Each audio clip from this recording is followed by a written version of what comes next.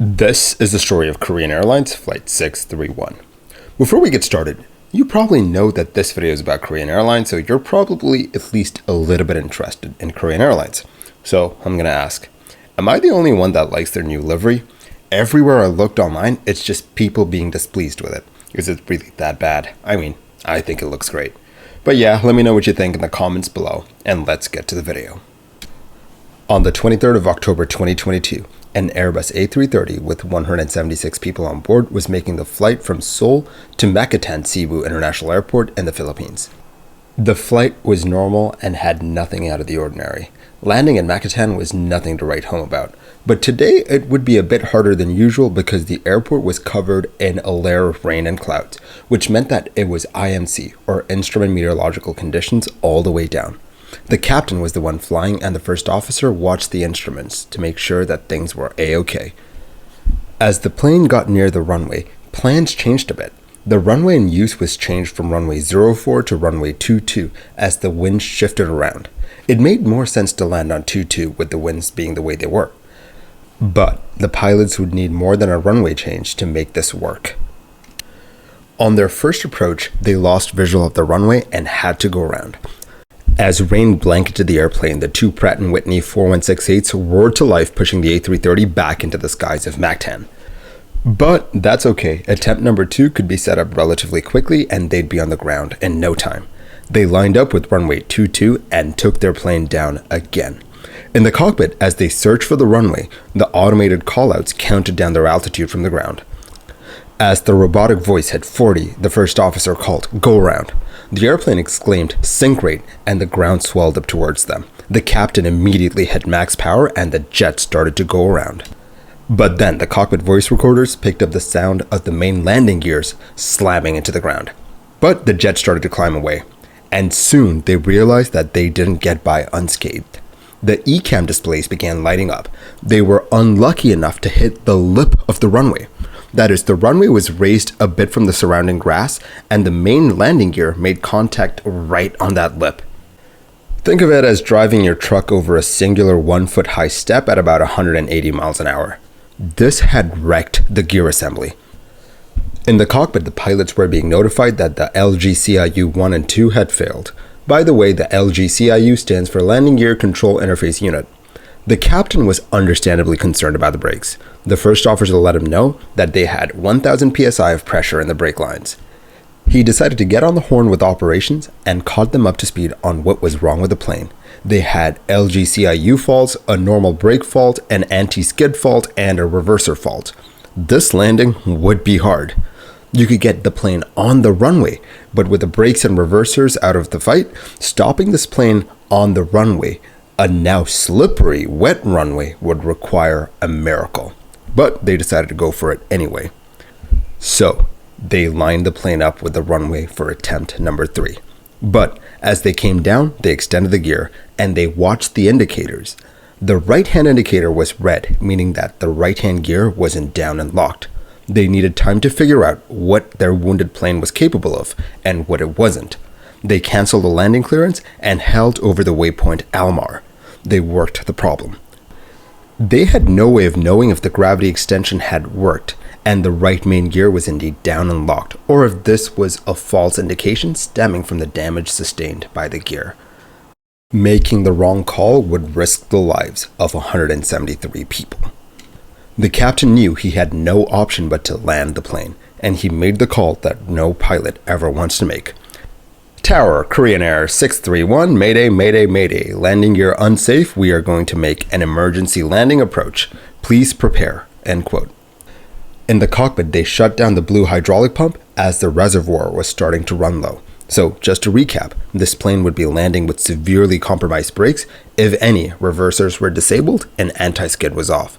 The pilots made plans on what to do if the landing didn't go according to plan. And then it was the moment of truth. The 4th landing attempt. At the end of this attempt, the jet would be on the ground one way or another. The pilots prayed that it would be in one piece. Then the plane lands on runway 22. Thankfully, the right-hand gear holds. The captain asks, "Is the nose wheel steering working?" "No, it wasn't," was the answer. The pilots knew that they had no way of stopping this plane, and now they would run out of runway. The A330 went over the end of the runway and straight through the localizer antennas. The nose wheel collapsed after hitting the base of one of the approach lights, and eventually the plane came to a stop, leaving a trail of destruction in its wake. But thankfully, all 173 people on board were safe, and they were able to walk away. What's really fascinating about this accident for me is how they went around at just the right time for the right amount of damage to be done that this plane ended up in a crisis. I mean, I covered an incident on this channel where an Air Europa crew put the plane well down before the runway and then taxied the plane onto the runway and eventually up to the gate like nothing happened. So that may have been an option.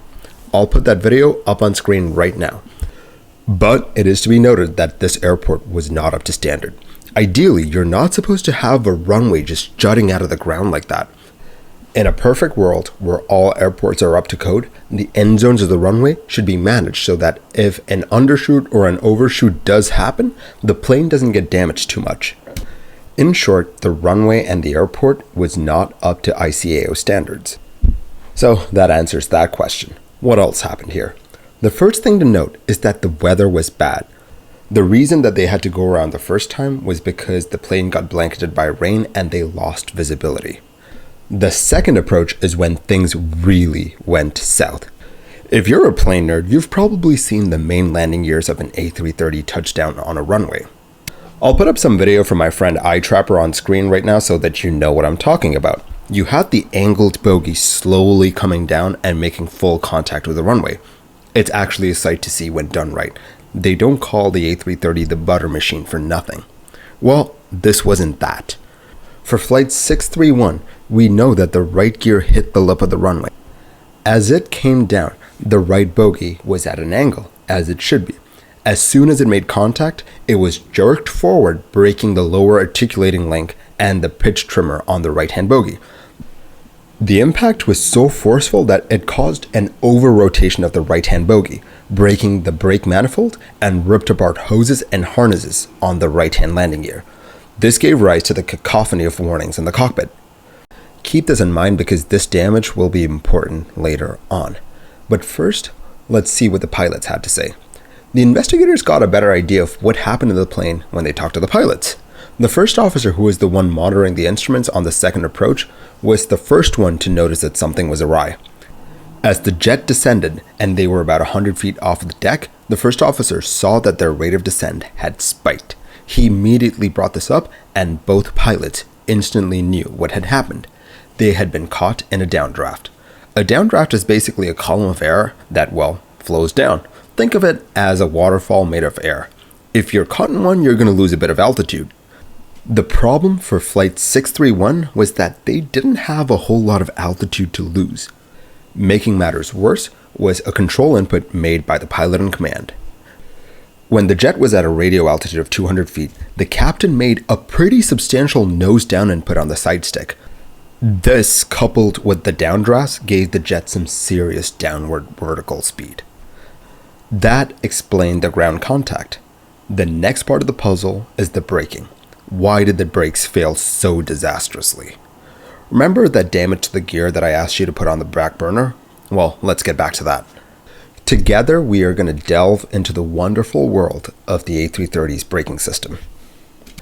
The A330 has two primary modes of braking because we love redundancy. The normal mode of braking is powered by the green hydraulic line, and the alternate braking is powered by the blue hydraulic line. If all of that fails, the blue line keeps a couple of accumulators charged so that even if the blue line goes down, you have enough pressure to engage the brakes at least once. It's kind of like a Hail Mary. Now, if certain conditions are met, in this case the right-hand main gear tachometers went offline, the jet moves on from normal braking to alternate braking. With the damage done to the plane during the go-around, that condition was met, and the plane switched over to the alternate braking system. Now, if you remember correctly, some of the lines were severed on the right main bogey during the go-around, and two hydraulic lines were cut. However, the thing is, even with the blue hydraulic lines broken in the right main gear, the plane still should have been able to brake using the blue line due to something known as a brake dual distribution valve, which should have stemmed the bleeding to about 30 cubic centimeters of hydraulic fluid per minute. But the jet was losing fluid at about 500 cubic centimeters a minute. That meant that the blue line was losing fluid from somewhere else as well. This investigation led them to the Park hydraulic manifold in the blue line, which has a pressure release valve, or a PRV.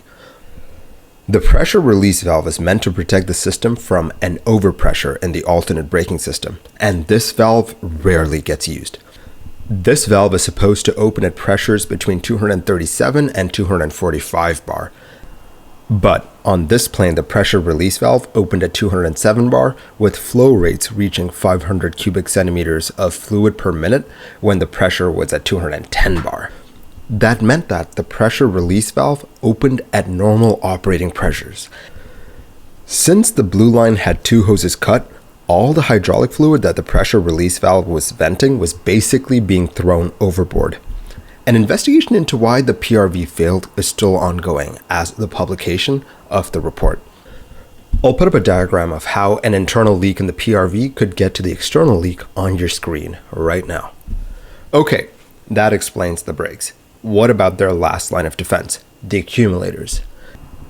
When the pilots isolated the leak using something known as the non-return valve of the Park hydraulic manifold, that is, port A here gets closed, which leads to the reservoir, which isolates the internal leak, which is connected to port D right here. But the accumulator is fed from port C, and that port stayed open, which allowed the hydraulic fluid to drain out of the accumulator, meaning that the jet basically had no brakes when it landed on the runway. For all intents and purposes, this A330 was a runaway freight train. But you're saying, that's okay, you still have reversers and spoilers to slow down. I mean, it's not ideal, but it'll do in a pinch. Yeah, no. Since the main gear was so messed up, the weight on wheel sensor was out of commission, and so the computers couldn't be sure that the plane was actually on the ground. Therefore, out of an abundance of caution to prevent a reverser from deploying in flight, when this discrepancy is detected, the reversers were disabled. Similarly, the LGCIUs and the right gear tachometers were lost, and the spoilers were inhibited too. Meaning that, after a certain point, this jet had no way of stopping. The pilots were as much of a passenger as anyone else on that plane. That's how a passenger jet with triple redundant braking systems still managed to lose all of its brakes. This had a happy ending. Everyone on board walked away, and after the Jeju air crash, we all know how bad this could have been.